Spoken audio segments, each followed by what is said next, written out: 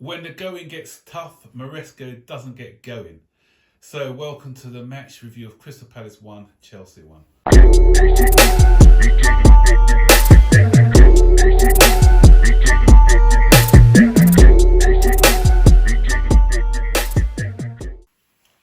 So, once again, Maresco is proving that once the going gets tough, he doesn't have any solutions for it. We saw him throw away a 17-point lead when Leicester were at the top of the league last year. It was only the points that he had in the bank that got them over the line. We're seeing the same thing with Chelsea, and that's the thing what was labelled against him when he was the Leicester manager, is that when things start to go wrong, he doesn't know how to fix things. He hasn't got a clue. And that's what we're seeing at the moment. We're seeing a manager who's looking a bit lost. And don't for 1 minute think I'm calling for his head or saying Maresco out or any of that nonsense. When we were winning games, I was patient. I say, look, we haven't. I'm not judging this guy yet because anything can turn. And now that we've lost a few games or haven't picked up points, I'm not judging the guy and just saying that he should be going. I always try to see, give people until the end of the season to see where we end up. That's why, when Poch was here last season, I was saying, look, let's see where we end up at the end of the season, and he turned things around. And obviously, we sort of ran out of games in the end, but we finished a respectable 6th. We should have been in the Europa League, but obviously for Man U's fluke win against Man City, we ended up in a conference, which is good for our players, I think, for this year. And the same thing with Maresca. If he had a good start, but the starts count for nothing if you don't have anything to show for it at the end of the season. And at the moment, it's winning's an habit, not winning's also an habit. So 4 games now without winning, and you can see that it's affecting the confidence of the players. It's a young squad, and how we bounce back from here is important. And Crystal Palace, for me, that's why I had a bad feeling about it. If anyone saw my preview yesterday, I said I thought we were going to lose the game, but for some reason I thought Caicedo was suspended. I'm not sure where I got that information from. Sorry, apologies guys, I was wrong. But even with Caicedo in the side, we still struggle to get the point. So if Caicedo wasn't here, I think we'd have definitely lost that game. And it's just the story is just same old. First half quite dominant, not putting away our chances. I didn't see the first half, but that's what I heard. But what I saw in the second half, I saw a resurgent Crystal Palace.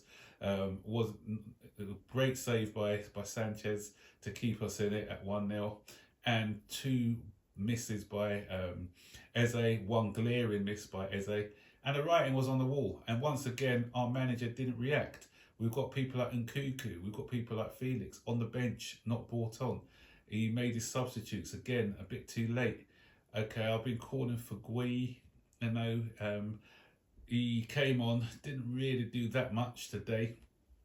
Closing down was quite good at points, but Palmer, I said, he's not immune to be taken off, and he was the one who was responsible for the equaliser. It's a good in the first half, good finish by him after great work by Sanchez, but Palmer. But I'm not only blaming Palmer, I'm also blaming the keeper. And a lot of people may think I'm always critical with Sanchez, but if you look, again, it's all about decision making. It's about decision making because I don't know why he passed that ball to Palmer in the first place anyway. He had options to his right where, it's the 82nd minute. Let's just, rather than playing percentage football or playing that difficult eye through the needle pass, why couldn't we just, he played the easy pass, we could have circulated possession and then, just manage the game out, because Palace, they weren't, although they were, the save, as the Sanchez save apart, they weren't really threatening us, and we had them at arm's length.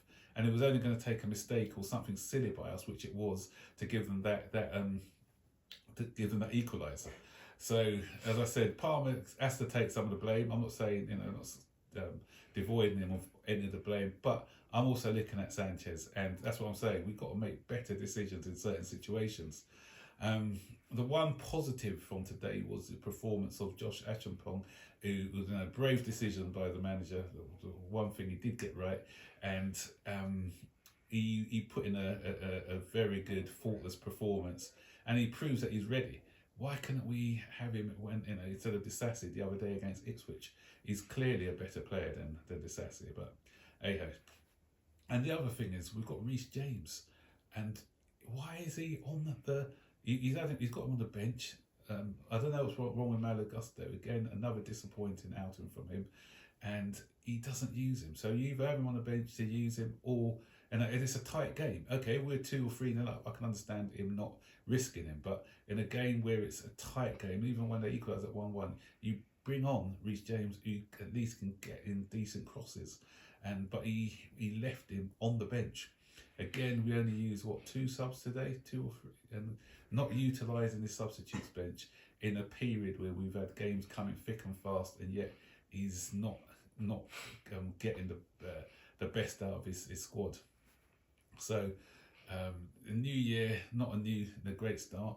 You know, we finished off where we started where we finished off at the back end of 2024, and as I said, with the way that Newcastle are playing at the moment, top 4 maybe maybe a big ask for us now.